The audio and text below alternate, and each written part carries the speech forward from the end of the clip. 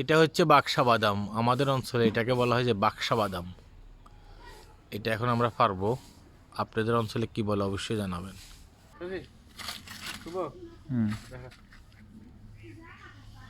এই যে আমরা বাক্সা বাদাম পাড়তেছি, এটা আমাদের অঞ্চলে বলে যে বাক্সা বাদাম।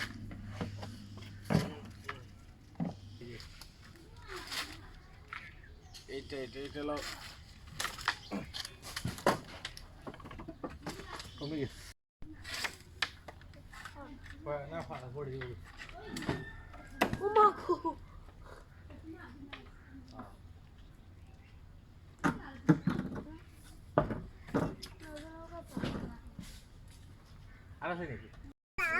এই যে বাক্সা বাদাম, এটা আমাদের অঞ্চলে এটাকে বলে বাক্সা বাদাম। দেখি দেখি কাটার পরে এই অবস্থা হয় আর কি।